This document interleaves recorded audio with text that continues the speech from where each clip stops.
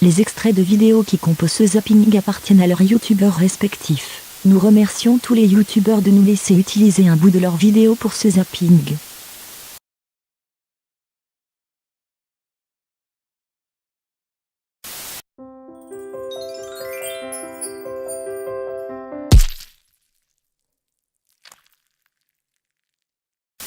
Le 11 mars 2011, dans le nord-est du Japon, un séisme et un tsunami provoquaient la plus grave catastrophe nucléaire de l'histoire depuis Tchernobyl.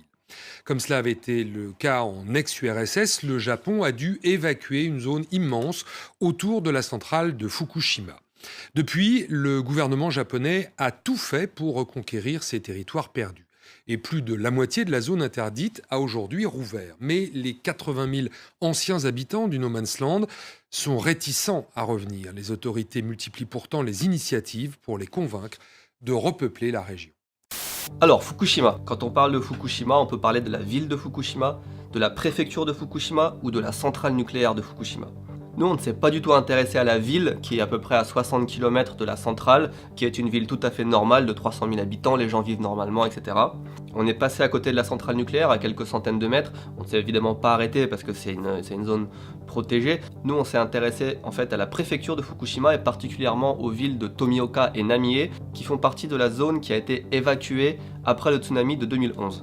Salut et bienvenue dans ce nouvel épisode de Fantasma. Aujourd'hui, vous l'avez lu, on va aller dans les zones abandonnées de Fukushima. Je dis on parce que vous venez avec nous, mais surtout parce que je suis avec Sébastien. Bonjour. Et Benoît de la chaîne Ici Japon. Bonjour, avec le compteur GGR. Et il est à combien là? Il était à 1,44 là. Bon. C'est-à-dire on est parti de Tokyo à 0,1 et là on est à 1,44. Bon, ça va encore, pour l'instant ça va. Et donc du coup, vous allez suivre notre périple dans les zones abandonnées de Fukushima. Nouveau Excite très spécial, on peut dire, je crois, exceptionnel. Je pense que si on peut utiliser le mot exceptionnel, c'est aujourd'hui.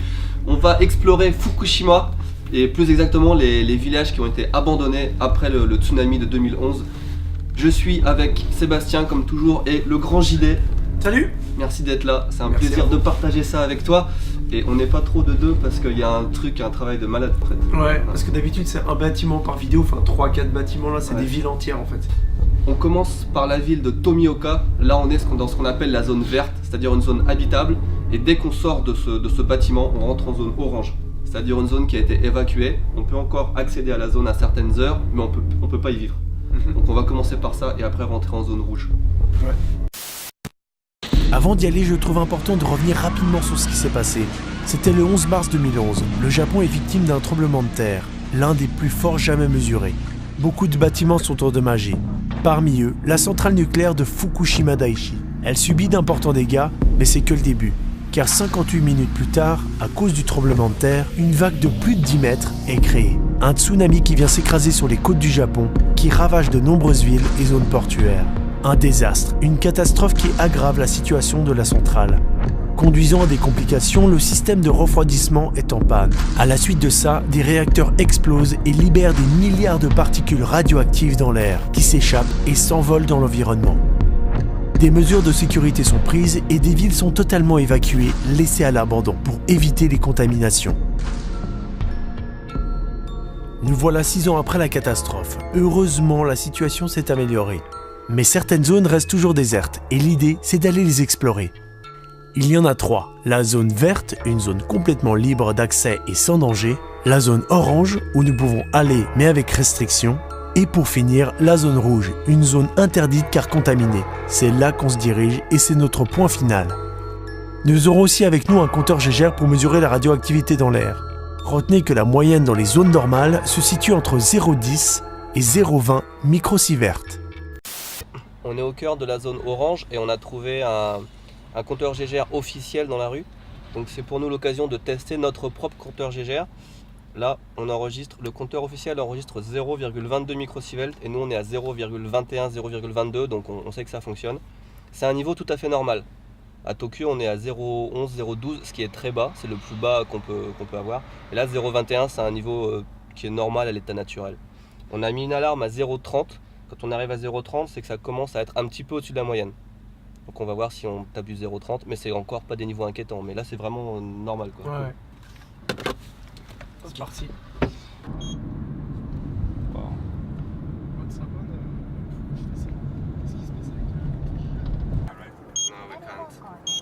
Oh. Qu'est-ce qui se passe avec le compteur GGR? Voilà, en fait, on est en train de traverser la route numéro 6. Typiquement, c'est la zone rouge. À droite, pas encore, mais dans peut-être 1 km ou 2, il y a la centrale de Fukushima, donc les réacteurs ont explosé. Donc là, c'est une des zones les plus contaminées en fait. En plus, on voit la terre contaminée là et tout. Donc là, c'est une zone où on n'a pas le droit de quitter la route parce que la zone est trop contaminée pour y vivre. Mais ça reste 0,8, tu vois, ça reste encore une dose acceptable. À 16h36, les opérateurs de la salle de commande apprennent une très mauvaise nouvelle. Le système de refroidissement de l'unité numéro 1 a cessé de fonctionner. La situation est de plus en plus grave. Les autorités ordonnent l'évacuation de toutes les personnes vivant dans un rayon de 3 km de la centrale. Toutes les personnes situées à moins de 10 km sont invitées à rester chez elles. Les regards du monde entier sont braqués sur les quelques hommes restés dans la centrale. Ils vont devoir tout faire pour éviter la fusion du cœur du réacteur et un cauchemar nucléaire.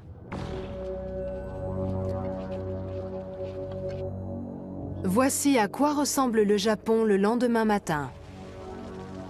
Les dégâts causés par le séisme et le tsunami sont énormes.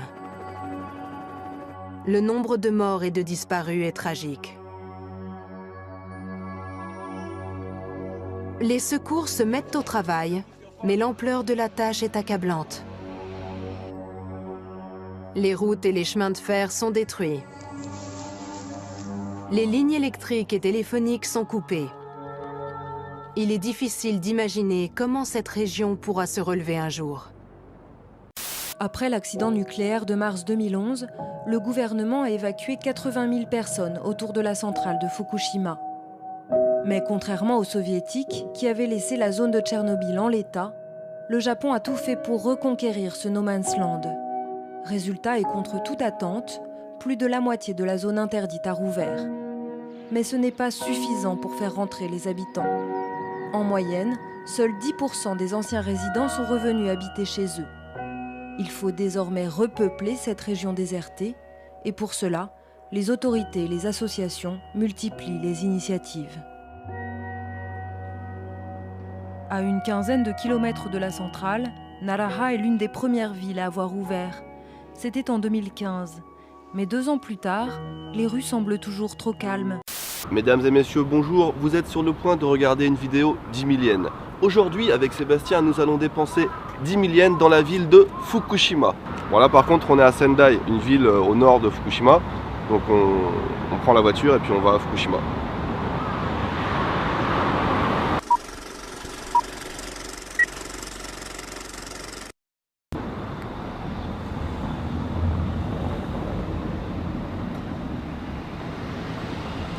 Arrivé à Fukushima, et comme vous pouvez l'imaginer, dans la ville de Fukushima, les masques sont totalement obligatoires, sinon on meurt au bout d'une semaine.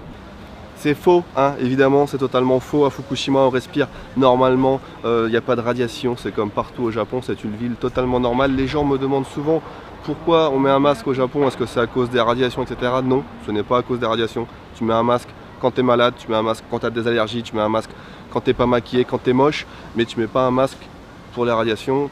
Voilà, ville normale, Fukushima. Le but de cette vidéo, c'est de vous montrer que Fukushima, c'est une ville normale. Par contre, on va peut-être se faire chier parce que je sais pas s'il y a des trucs à faire en fait à Fukushima. Et puis en plus, il fait super chaud.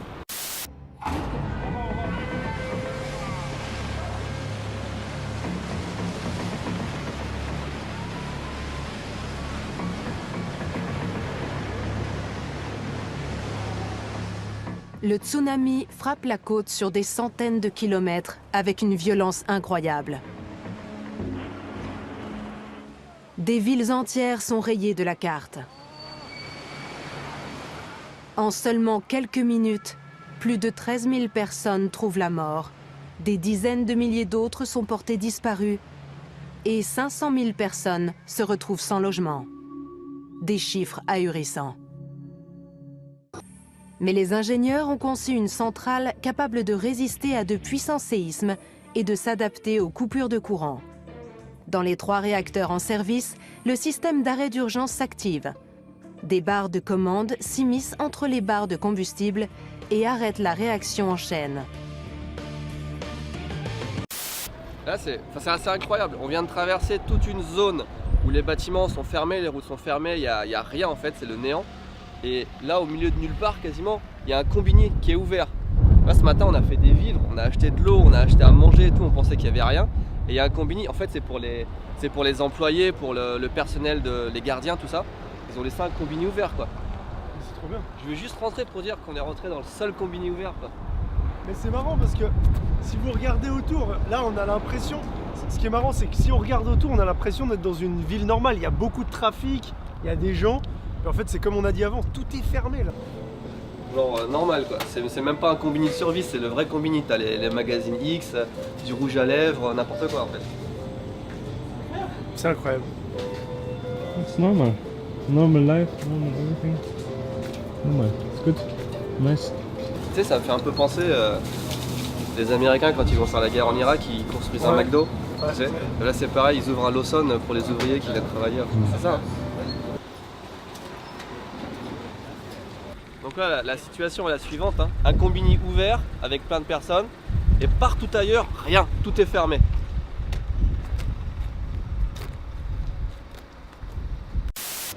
Mais une autre force destructrice menace non seulement la centrale, mais aussi une grande partie de la côte est du Japon.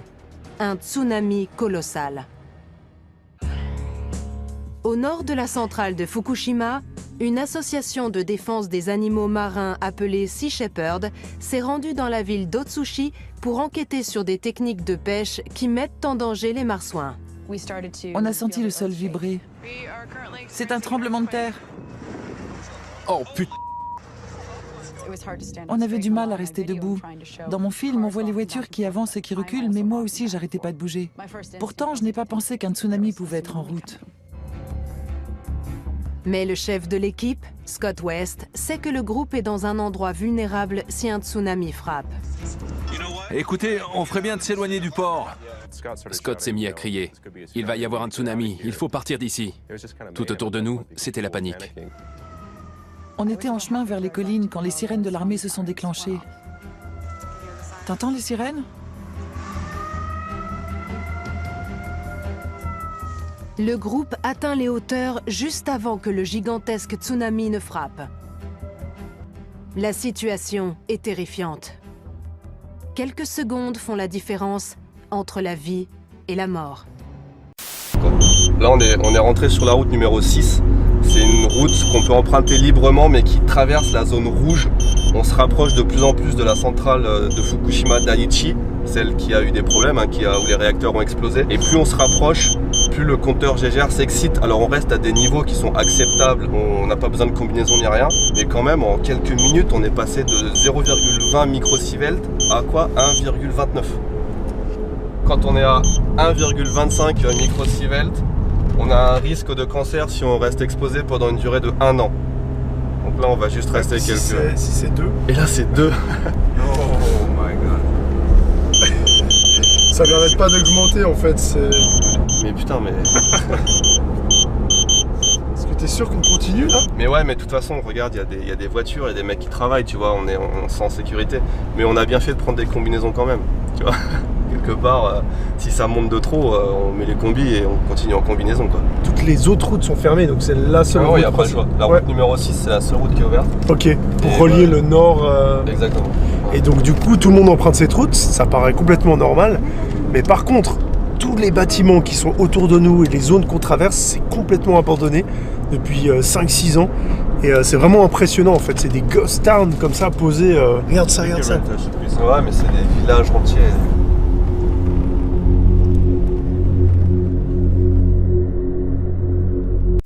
C'est assez exceptionnel parce qu'en général quand un pachinko ferme, ils vont prendre les machines à sous et les mettre ailleurs. Là c'est resté mais vraiment tel quel.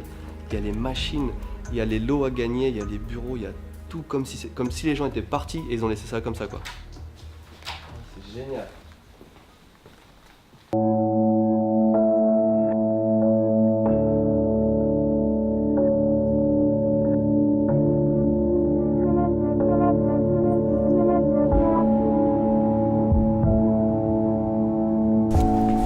Entre plein d'émotions parce parce que tu sais, il y a une catastrophe qui est arrivée quand même ici, quoi. Tu sais, tu te dis, il y a eu un tremblement de terre, tsunami, il y a des gens qui sont partis en panique. Mais là, quand t'es dans le lieu, tu sais, tu penses pas trop à ça en fait. Tu te dis putain, mais c'est exceptionnel d'être dans un lieu comme ça et tout. Enfin, quand tu réfléchis pas, t'as deux sentiments vraiment différents, quoi. C'est vrai. C'est le dernier courrier qu'ils ont reçu par la poste. On va regarder. Ils ont même pas eu le temps de le déballer. Qu'est-ce que c'est? Waouh.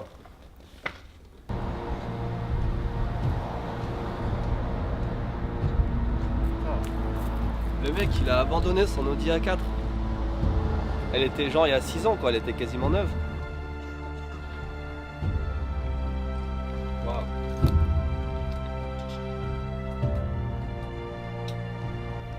Il y a un truc quand même assez troublant quand on rentre dans la zone orange, c'est que apparemment les gens n'ont pas le droit d'habiter ici. On peut circuler librement mais pas rester la nuit par exemple. Et il y a donc des immeubles qui sont complètement cassés, qui ont été démolis par le tremblement de terre, le tsunami, tout ça. Mais à côté ils reconstruisent et il y a des lotissements entiers de maisons où personne n'habite encore. Il n'y a vraiment personne, quoi. Les maisons sont neuves. Donc ça veut dire qu'ils vont vraiment... Ils parlaient de rouvrir la zone au public bientôt, mais ça veut dire que c'est vraiment bientôt, quoi. Les gens de notre âge n'ont que le passé en tête. On aimerait bien revenir ici et pouvoir à nouveau vivre avec les gens de notre ville natale. Mais en fait, on ne retrouvera certainement jamais la joie de cette époque, quand on allait pêcher ou ramasser des fruits dans la montagne. Aujourd'hui, on ne sait même pas si on peut les manger. Qu'est-ce que t'as vu? C'est les tas de terre qui ramassent et qu'ils amassent. Putain, c'était joli ça.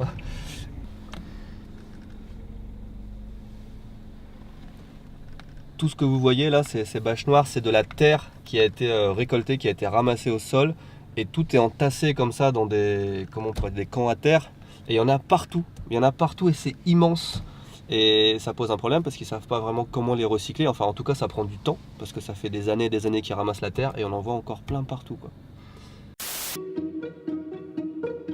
Mais la mesure phare pour faire revenir les habitants a été une campagne inégalée de nettoyage de la radioactivité. Des milliers d'ouvriers et des milliards d'euros ont été engloutis pour décontaminer ce no man's land, vaste de 1000 km². Mais les niveaux de radioactivité sont-ils sans danger pour autant? Une association citoyenne a décidé de prouver, chiffres à l'appui, que les hommes n'avaient rien à faire ici. Là, on est en train de prélever des échantillons de terre.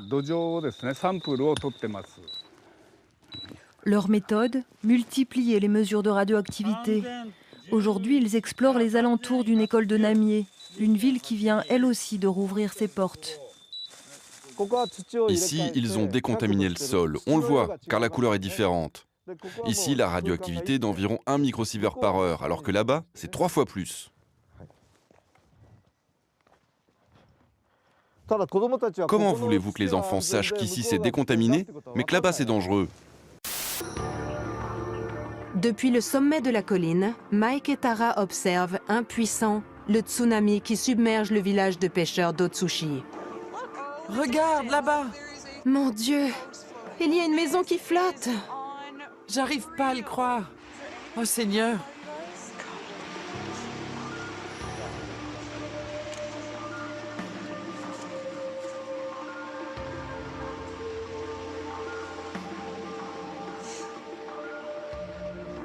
Ce spectacle à leurs pieds est une expérience bouleversante.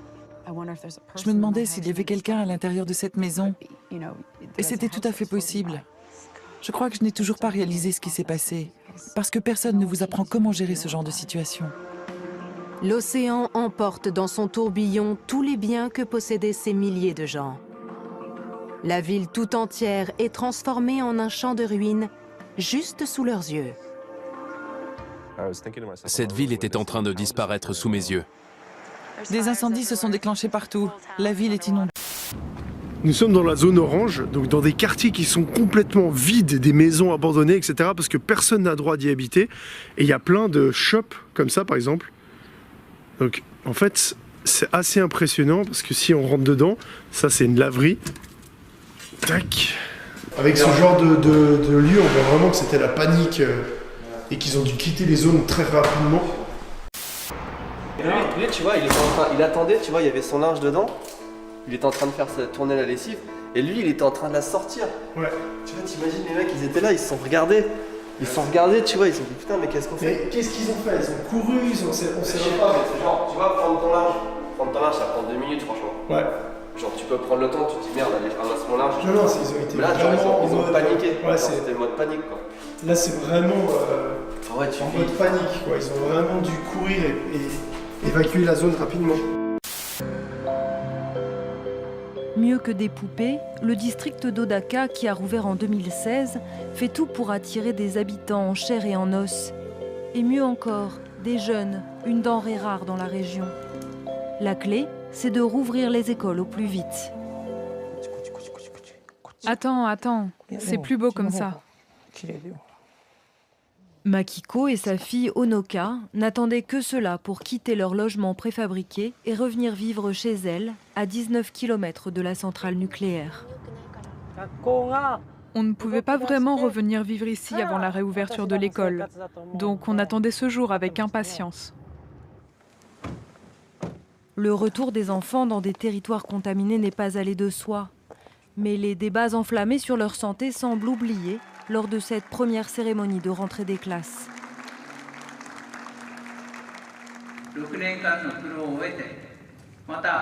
Je suis très heureux que vous puissiez faire vos études ici, à Odaka. C'est un pas en avant, après 6 années de difficultés. Sans ces jeunes, la ville n'a aucun avenir. Mais ils ne sont que 12% à être revenus à Odaka. Et le nombre d'élèves risque de diminuer année après année, faute de nouveaux arrivants. Aucun des enfants avec qui elle était amie avant la catastrophe de Fukushima n'est rentré. C'est la seule. J'aimerais vraiment que ses amis reviennent.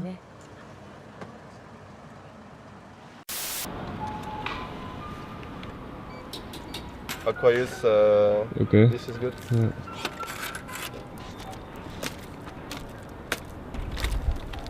Yeah. Et évidemment, comme vous pouvez le voir, les rues sont presque désertes. Après le tremblement de terre de 2011, les gens ont évacué la ville vers Tokyo et sont jamais revenus. Non, c'est faux, écoutez ce que je viens de vous dire un peu. C'est une ville normale, il est 1h30, les gens travaillent. C'est pour ça qu'il n'y a pas grand monde dans la ville. Bon, arrêtez, Fukushima, c'est une ville normale. Je reviens plus là-dessus.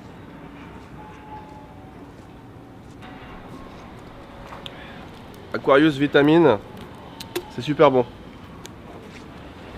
Alors Fukushima, petite ville de moins de 300 000 habitants, 284 000. On est à 300 km au nord de Tokyo. Tourisme, pas grand chose. Iwaya Kannon, un ensemble de grandes statues. 60 statues sculptées à même la montagne. Donc ça ne doit pas être juste dans la ville. Le temple Daiso et le temple Tenno. Dans le port de pêche d'Otsushi, en revanche, les dégâts crèvent les yeux. Il y a une fumée grise. Une brume étrange plane sur le port. Tara Millen et ses collègues de l'association Sea Shepherd sont horrifiés par ce triste spectacle. C'est un sentiment indescriptible. On reste là, sous le choc. En descendant de la colline, ils comprennent qu'ils ne pourront repartir d'ici qu'à pied. Et chaque pas les rapproche un peu plus de la catastrophe à laquelle ils ont échappé de justesse. La route se trouvait là avant. Mais hier soir, elle a été inondée. Des poteaux électriques jonchaient le sol. On ne savait pas s'ils étaient encore sous tension. Alors on les a enjambés prudemment. Fais gaffe aux fils électriques!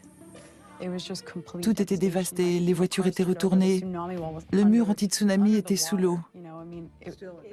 Et il était épais comme ça. On est en train de se frayer un chemin pour partir d'ici. On a dépassé l'endroit où la route s'est brisée. La route s'était complètement ouverte pour laisser place à des torrents d'eau. C'était irréel. C'est hyper impressionnant parce qu'on roule et on n'arrête pas de croiser des centaines de maisons comme celle-ci, complètement abandonnées. Et franchement, j'ai jamais vu ça de ma vie. C'est incroyable.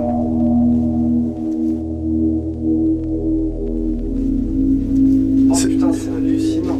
Ouais, c'est ce que je suis en train de dire, j'ai jamais vu ça de ma vie, quoi. Le le nombre de maisons qui sont...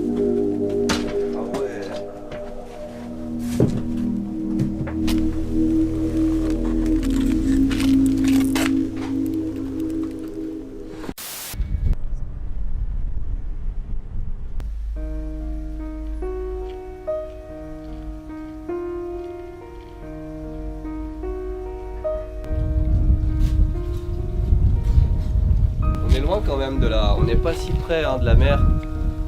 Et on voit qu'on tombe sur des maisons qui sont vraiment éventrées. Alors on se posait des questions, est-ce qu'on peut rentrer dans les maisons des gens comme ça, est-ce que ça se fait? Mais les maisons elles sont ouvertes mais éventrées, tu vois, on voit. Là je suis dans la maison.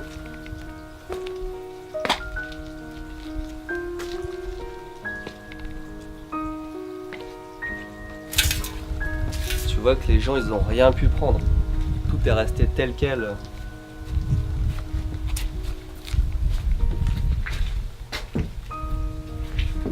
Waouh.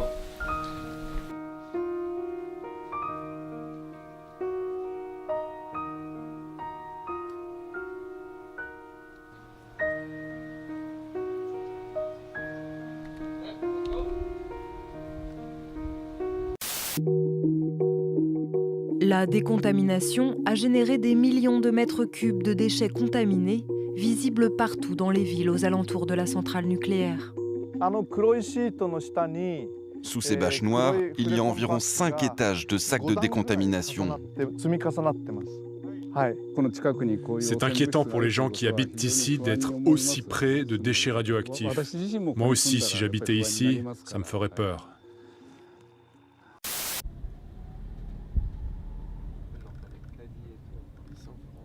À mon avis, ça va être le meilleur moment de la journée.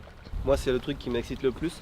On a trouvé un supermarché, mais vraiment un gros supermarché, qui est ouvert. Et bah, on va rentrer, quoi.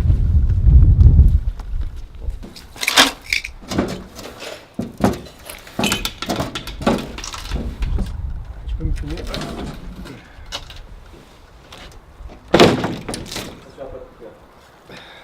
Ah, l'odeur! Oh putain! Ah mais là c'est fou quoi. T'imagines le tremblement de terre qui a fait ça? Ça a tout retourné quoi, il n'y a plus rien sur les étagères. Imagine les mecs, les personnes qui étaient là, les clients tu vois, au moment du tremblement de terre. T'as tout qui s'est effondré comme ça. Tu comprends ce que ça pue, ça pue. J'ai pensé à prendre ça. On est à 0,2 donc tranquille. Tranquille, ouais, normal.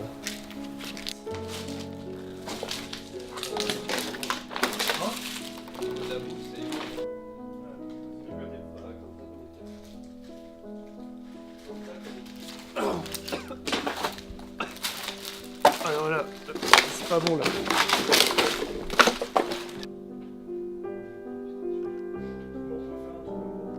Soit ça, soit une espèce de des câbles qui tuent le bordel. Et en fait, Yeah, oh, this is a cat. l'odeur. Je pense mangé par des rats.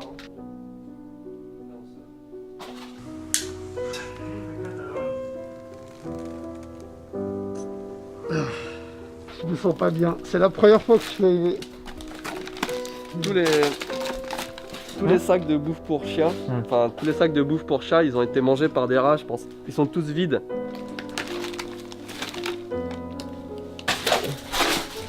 Regarde, viens voir. Je viens de comprendre un truc. Vas-y. Tu vois tout ça, Ouais. Ouais. Tu sais pourquoi c'est ouvert? Pourquoi? En fait, ce sont les rats qui ont dû tout ouvrir, déchiqueter, bouffer. Mais genre c'est du shampoing. C'est mordu. Ah ouais, t'as raison. Mais pourquoi ils boufferaient ça alors qu'il y a de la bouffe pour chat à côté? Mais parce qu'ils ont déjà bouffé de la bouffe pour chat. Putain, regarde, j'ai trouvé un truc à ouvrir. Non, mais c'est chiant. Oh putain, c'était vrai. Oh là là. C'est quoi? Ice cream? Yeah. Oh là. Du coup, elles ont toutes la même gueule. Hein. Ah, ça pue. Ah, c'est horrible, j'aurais pas dû. Mais ça doit vraiment être une... Red Paradise. Il y a une centaine de rats. Hein. Ah ouais, c'est des colonies, mais après, c'est des années quoi. Ouais, voilà. Mais je pense qu'ils sont passés là. Putain, t'imagines, ça me ferait trop flipper de voir genre 10 rats débouler là. 10 rats? Non, mais tu sais, t'en as pas 50 en même temps, c'est genre des petits clans, je pense. Ah non, non, non, c'est des nuées. C'est des Tu nuées. crois? Ah, je suis certain. C'est une cinquantaine, 100 rats qui se baladent dans la rue comme ça. 10 rats, c'est rien quoi. Ouais. C'est des animaux qui vivent en groupe. Et en plus, regarde l'odeur, c'est pas 10 rats qui font ça. Hein. Je vais mettre le générique d'Animalis là-dessus. On va faire les rats radioactifs.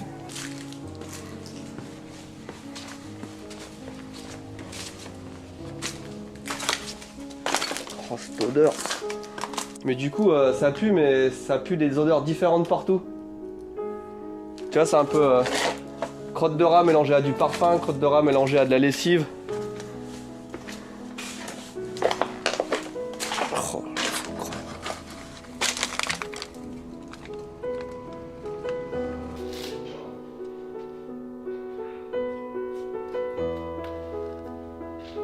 Pour l'instant, c'est l'exploration urbaine la plus impressionnante que j'ai faite quoi.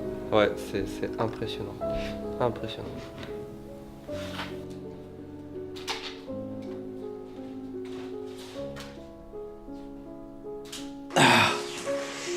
Là, je pense que là, j'ai chopé l'hépatite, tout là, on a tout chopé là. À peine 24 heures auparavant, ce front de mer florissant était en pleine effervescence. Désormais, tout est silencieux et immobile. Il devait rester 1% des maisons. La seule maison encore debout à l'endroit où on se trouvait avait servi à abriter tout le monde cette nuit-là. C'était étrange de voir que tout autour de nous, il n'y avait plus rien. On a escaladé cette colline, on l'a franchie, et on a trouvé un groupe de gens. Ils devaient probablement vivre là. Ils nous ont donné à manger, et ils ont allumé un feu.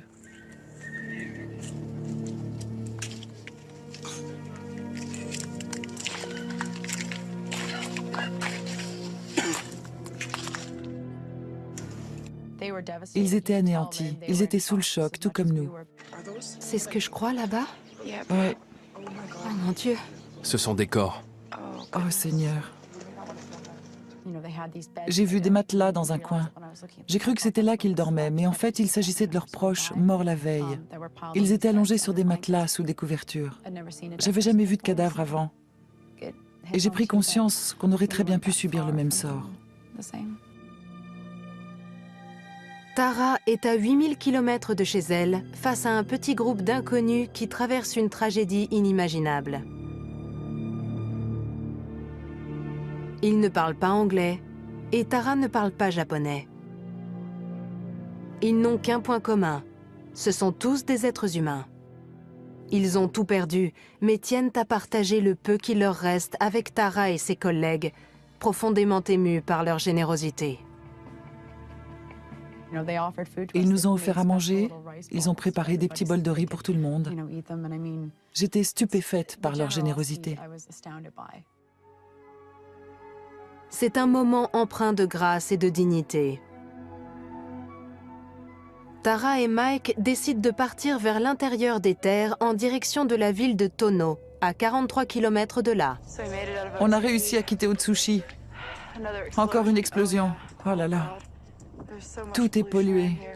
Toute la ville est en ruine. Ça, c'était un pont. Et voilà. Ce sont les dernières images que nous verrons d'Otsushi.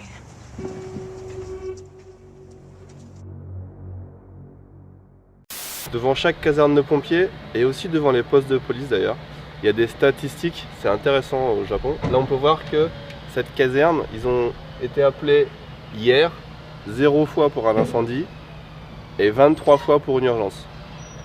Et ça je pense c'est depuis le début de l'année, 45 incendies, 5413 urgences. Ça chôme pas. Hein, 23 urgences en une journée c'est beaucoup. Hein. In one day, 23. What accident? Emergency. Emergency. Yeah. Yeah, it's a lot. Yeah. Okay. Les bouches d'égout au Japon, c'est vachement connu pour être coloré, joli. Chaque ville a ses bouches d'égout, des fois chaque rue a ses bouches d'égout différentes. Bon, il n'y a pas grand chose à voir comme vous voulez, donc je vous donne tous les petits détails un petit peu qu'on peut voir dans les villes japonaises. Hein. J'espère que ça vous a... Enfin, c'est pas si pourri que ça quand même, bouches d'égout. Si vous avez vu la vidéo qu'on a fait à Fukushima, dans les zones abandonnées de Fukushima, vous savez qu'ils ont retiré la terre contaminée du sol et qu'ils les ont entassés dans plein d'endroits différents. Et bien là, dans la ville, on est à la sortie de la ville là, mais encore en ville quoi. Il y a une zone apparemment où on a entassé cette terre encore. Tu vois ? Comme quoi la terre ne doit pas être si dangereuse. En bas, il y a un compteur GGR officiel, on va aller voir ce qu'il indique. Le compteur GGR officiel qui est derrière moi indique 0,17 microsievert. Et notre compteur GGR de poche de marque Radex, fabrication russe, indique 0,29. Tout à l'heure il était à 0,21, il passe à 0,32 là. Il oscille entre 0,21 et 0,32. C'est un peu plus élevé que celui-ci, mais dans les deux cas c'est très faible. À Tokyo on est à 0,2, c'est le normal sur la planète 0,2. Donc très peu de radiation, même à côté des tas de terre en fait. Impressionnant 0,17, je sais pas.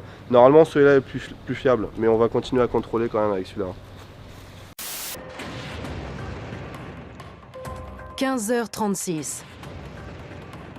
Une énorme explosion éventre l'unité numéro 1.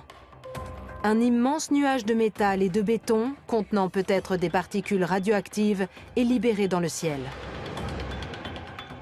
L'accident peut désormais être qualifié de désastre nucléaire. Il faut éviter ce cauchemar nucléaire. Et les pompes à eau douce étant hors service, les ingénieurs prennent une décision radicale. Ils vont utiliser de l'eau de mer pour refroidir les réacteurs. Le courant étant coupé, ils font venir des camions de pompiers. Leurs pompes vont leur permettre de remplir la cuve du réacteur. Lorsque des ingénieurs font venir des camions de pompiers pour refroidir un réacteur nucléaire, il y a un souci. La centrale ne pourra plus jamais être utilisée, car l'eau de mer est très corrosive. Les dégâts ont été si importants que la centrale est maintenant hors d'usage. Mais quand ils ont pris cette décision, ils n'avaient pas d'alternative. Et lorsqu'on a une opportunité, on la saisit. Ils n'avaient plus que de l'eau de mer, alors les opérateurs en ont injecté dans le cœur du réacteur. Et quand on arrose un réacteur d'eau de mer, c'est terminé. C'est terminé, car le sel va endommager le système et la centrale. Quelqu'un a dû aller dire au patron « Je vais devoir détruire cette centrale à 4 milliards d'euros. Les unités 1 à 4 ne fonctionneront plus jamais. » On arrive à... Ça y est, on arrive à un barrage. On va rentrer dans une zone rouge. Konnichiwa.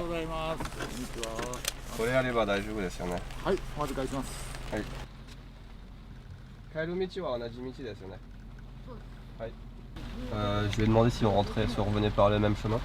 Et là, il est en train de checker si on a les bons papiers, quoi. Là, ça nous ouvre. C'est bon, on passe.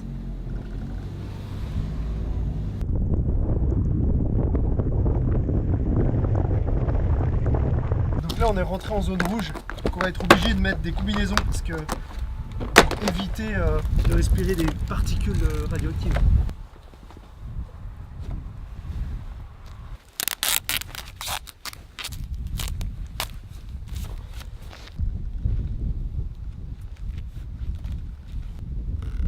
On est prêt. Étant donné qu'on vient de rentrer en zone rouge et qu'on ne sait pas exactement quel niveau de radioactivité on va rencontrer, on s'est équipé de combinaisons protectrices. Ça va pas nous protéger de la radioactivité, mais toutes les particules, toutes les poussières qui flottent, elles vont pas se déposer sur nous du coup. On est totalement étanche si on a bien mis la combinaison. On y va, on est parti. Face aux ravages du temps et aux niveaux élevés de radioactivité, les autorités auraient pu jeter l'éponge. À la place, la ville d'Okuma, située à seulement 5 km de la centrale nucléaire, a adopté un plan drastique. Pour pouvoir rouvrir, elle va déplacer son centre-ville de quelques kilomètres vers la partie la moins contaminée de la ville. On construit ici une mairie et des habitations. Mais il faudra aussi une rue commerçante, un hôpital, une caserne, une poste. On va construire ici tout ce qui est nécessaire à la vie d'une ville. Reconstruire une ville entière donc. Mais pour qui? Takeuchi ne se fait pas d'illusions. Comme dans les autres villes évacuées, seule une petite partie des réfugiés reviendront. Mais Okuma ne sera pas vide pour autant. Alors que la ville est toujours officiellement fermée, 700 personnes y vivent déjà. C'était difficile pour les employés de TEPCO de faire le trajet tous les jours, donc l'entreprise leur a construit des logements ici. C'est vrai qu'on peut se poser la question, pourquoi des employés de TEPCO ont le droit d'habiter ici, mais pas les habitants de la ville? Mais les habitants de la ville ne peuvent pas encore revenir dans ces conditions. J'ai jamais vu ça. Tu comprends ce que c'est ça? I don't know. C'est pour bénir, enfin c'est pour bénir sa voiture quoi. Tu mets ta voiture. Blessing cars? Yeah, it's blessing cars. C'est un endroit pour protéger sa voiture. Dans un temple quoi, c'est trop bien, enfin c'est trop bien, c'est trop bizarre. May peace prevail on earth. Du nord au sud du Japon, on voit ce message partout, c'est très bien. Ça...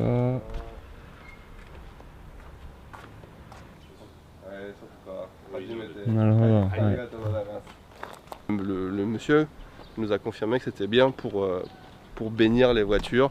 Ils ont une cérémonie comme ça et c'est pour protéger contre les accidents. Enfin, c'est pour le voilà.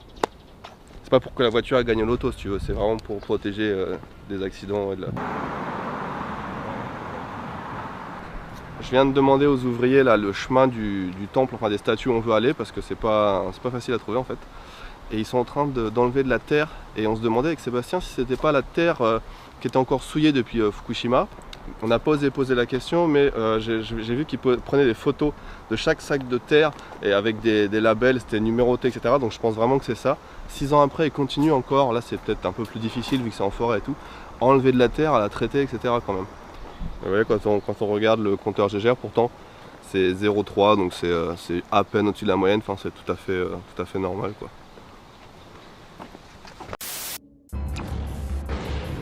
Les images de l'explosion de l'unité numéro 1 passent en boucle à la télévision et sur Internet.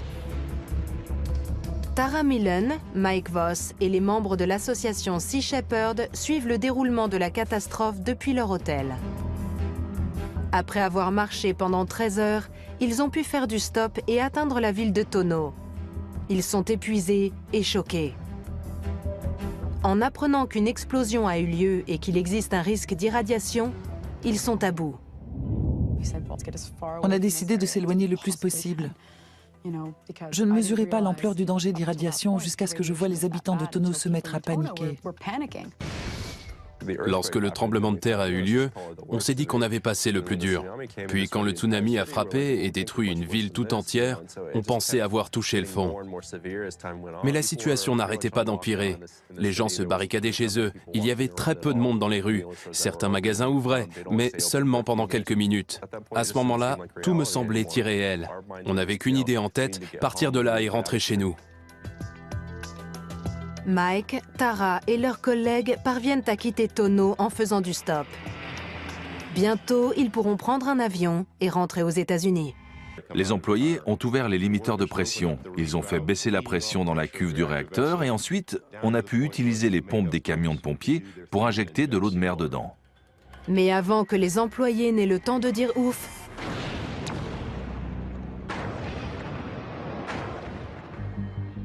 une explosion d'hydrogène fait sauter le dessus de l'unité numéro 3. 11 employés sont blessés. La centrale de Fukushima commence à ressembler à une zone de guerre. À la télévision et dans les conférences de presse, lorsqu'on entendait les autorités s'exprimer, on avait l'impression que le pire était à venir. On a vu beaucoup de machines qui mesuraient la radioactivité un peu partout dans la zone. Là, on découvre une machine qui aspire l'air, qui aspire les particules qu'il y a dans l'air, la poussière. Et je pense qu'ils les analysent plus tard, plus en profondeur. Et il neige.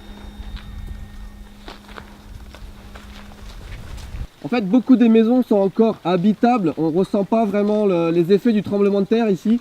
On dirait que les gens ont qu'à revenir, tourner la clé dans la serrure et ils pourraient rentrer chez eux. Et je pense qu'il y en a qui n'attendent que ça. Le niveau de radioactivité qu'on constate sur place n'est pas si élevé que ça. Pour être honnête, on n'aurait même pas besoin de mettre les masques en ce moment. C'est à des niveaux beaucoup moins élevés que ce qu'on pensait. Dans quelques semaines, apparemment, la zone orange va réouvrir à certains endroits pour accueillir des personnes. Je ne sais pas si elles reviendront. La zone rouge, il faudra un peu plus de temps, mais petit à petit, on espère voir revivre ces villages parce que c'est vraiment dommage. C'est incroyable le nombre de voitures abandonnées. En tout cas, comme le disait Julien, c'est vrai qu'en tant qu'explorateur, c'est très frustrant de venir ici parce qu'il y a tellement de choses à voir qu'en une journée, on ne peut pas voir un centième en fait, de la zone. Julien, d'ailleurs, le grand gilet qui a totalement disparu, ça fait 3/4 d'heure qu'on ne l'a pas vu, il est parti dans une direction opposée. Je vous invite à aller voir la vidéo qu'il a faite sur sa chaîne qui sera pas vraiment la même que nous puisqu'on n'était pas tout le temps au même endroit. Je vous dis à bientôt. Nous, il nous reste une étape à franchir, c'est de passer la zone de screening. On va voir si la voiture et si nos habits ne sont pas contaminés. Et on sort de la zone rouge. À bientôt. 2 hélicoptères Chinook remplissent d'eau de mer la piscine de combustible de l'unité numéro 3. Ces engins ont été équipés de plaques de plomb pour les protéger des radiations. Les pilotes portent des combinaisons anti-radiation et traversent la zone à grande vitesse pour minimiser leur exposition. Leur mission consiste à larguer 7500 litres d'eau à chaque passage. Mais elle a aussi un autre but. Ces hélicoptères survolaient la zone, mais ils n'essayaient même pas de viser les piscines et les bâtiments.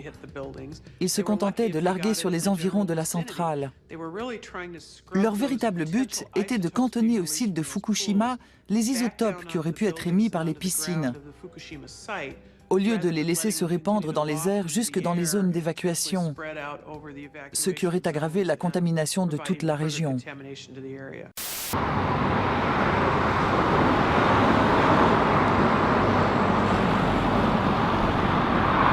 Yoshinoya, c'est une bonne chaîne à connaître, il y en a partout au Japon. En fait, il y a 3 chaînes comme ça, il y a Yoshinoya, Kitaya et Matsuya, je crois.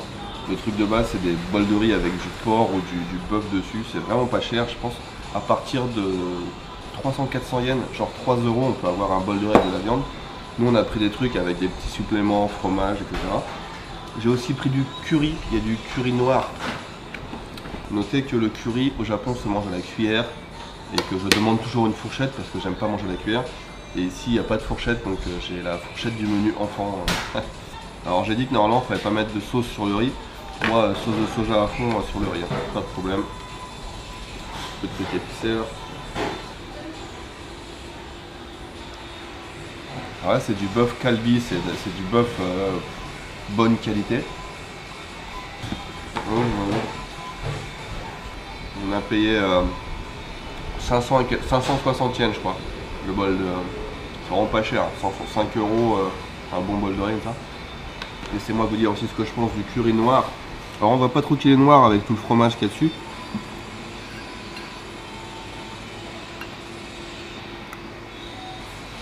Ouais, ça va, c'est bon. Pas mauvais. Franchement, je pense avec la viande c'est pareil, c'est du kalbi, c'est du bon morceau de bœuf. Je pense qu'avec la viande, le fromage et tout, c'est pas mal. On aurait bien mangé un truc un petit peu plus traditionnel, région de Fukushima, tout ça. Mais on n'a rien vu en fait de surprenant dans le coin en termes de bouffe. Et surtout, il n'y a aucun taxi qui passe là. On est à presque 2 km, plus de 2 km même du centre-ville. Et il n'y a pas de taxi pour... donc, Sebastian, tell me what you think. It's alright. It's okay. It's nice, it's good. À travers tout le pays, le temps s'arrête lorsque les Japonais observent 1 minute de silence en l'honneur des morts et des disparus, victimes de la tragédie qui a eu lieu 1 semaine auparavant. À Tokyo, les autorités décident de classer l'accident au niveau 5. Les employés de Fukushima vont devoir faire face à une crise semblable à celle qui a frappé la centrale de 3 Mile Island en Pennsylvanie en 1979.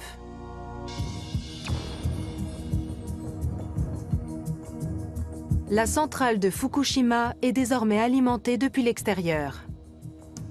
Le courant est enfin rétabli pour la première fois depuis le séisme.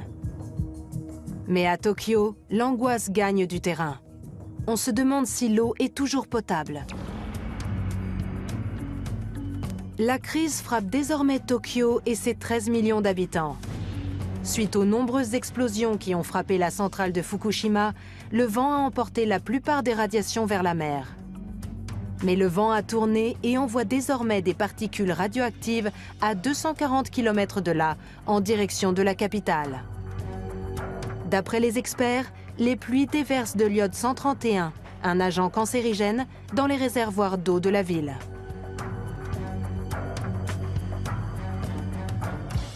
Les autorités déclarent que l'eau courante contient 2 fois plus de radiation que la limite autorisée pour les enfants. Cette annonce déclenche une ruée dans les supermarchés où les stocks d'eau minérale sont dévalisés. Il devenait difficile de trouver une bouteille d'eau dans les magasins car les gens paniquaient.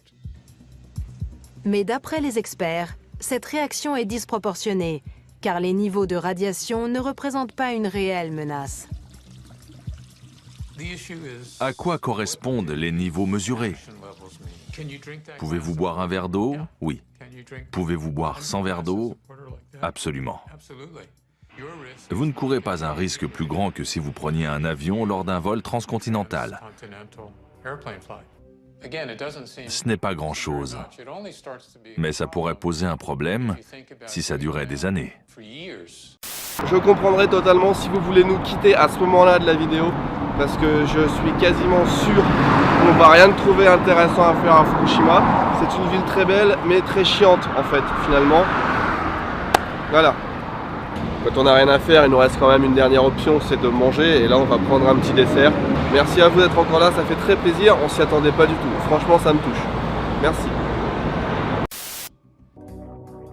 Le niveau de radiation de l'eau courante à Tokyo dépasse la limite légale. Mais il reste bien en dessous des niveaux auxquels les gens sont exposés chaque jour. Les autorités déclarent que les niveaux de radiation à Tokyo ont baissé et que l'eau ne présente plus aucun danger. Mais cette annonce semble avoir peu d'impact. Les Japonais ont peur, ils se sentent trahis. Que peut-on manger? Peut-on vraiment boire l'eau du robinet? Ma femme est enceinte, alors on est inquiet. J'ai peur qu'on finisse tous par être contaminés. J'aimerais bien que les autorités gèrent le problème avec plus de transparence et d'efficacité.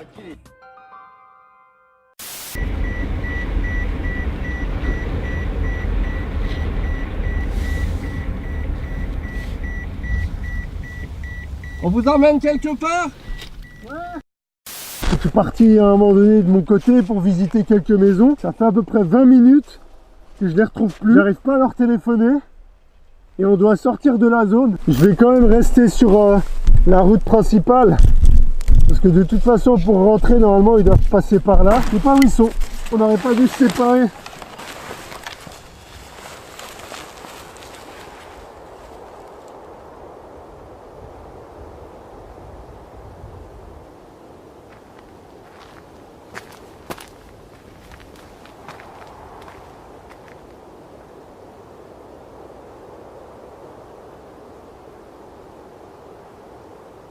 Ah, je crois que c'est eux. Je suis pas sûr. C'est eux ou pas? Oui, c'est eux, yes.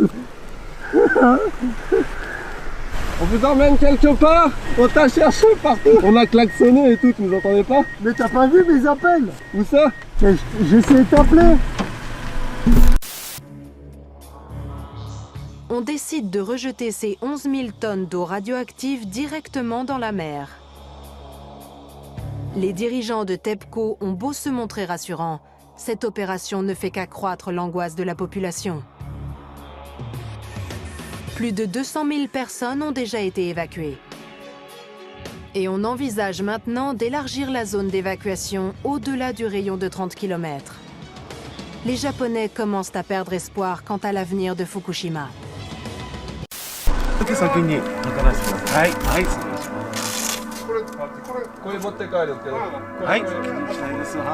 Pour bien terminer l'épisode, un petit débrief comme d'habitude, une sorte de conclusion.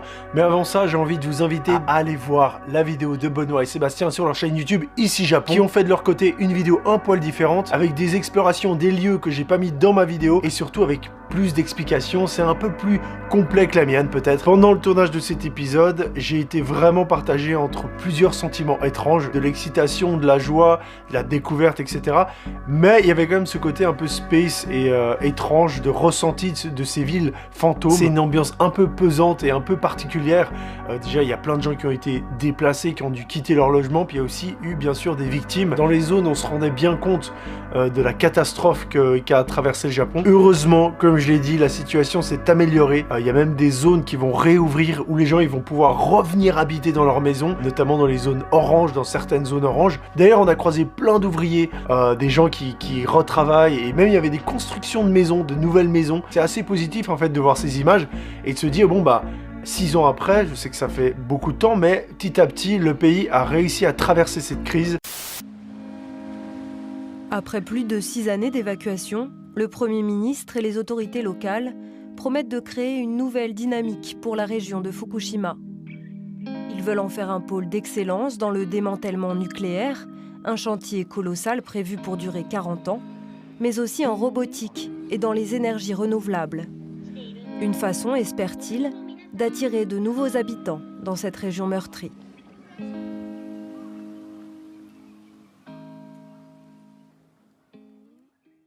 Au final, on a eu très peu d'exposition. C'est-à-dire toute la radioactivité qu'on a absorbée, qu'on a prise, c'était l'équivalent d'une radio des dents. La thématique est compliquée, je pourrais en parler pendant longtemps, mais si je fais ça, la vidéo va durer 4 heures, donc je vais stopper ici. J'aurai pas le temps de tout expliquer, donc si vous avez des questions, des suggestions, vous notez tout ça dans les commentaires. Un grand merci encore à Sébastien et Benoît de la chaîne Ici Japon. C'est vraiment des gars cool. Je vous remercie les gars vraiment. Et si vous aimez le Japon ou l'Asie en général, foncez sur leur chaîne YouTube. Ils ont plein d'émissions et une consacrée à de l'urbex. Ils vont dans des lieux au Japon abandonnés. C'est vraiment très bien. Je vous la conseille. Allez voir tout ça dans la description. J'espère que vous avez passé un bon moment, que vous avez appris des trucs, que vous avez vu des trucs incroyables. Si c'est le cas, n'oubliez pas de lâcher un petit pouce. Je dis ça parce que ça m'encourage pour ce genre de projet.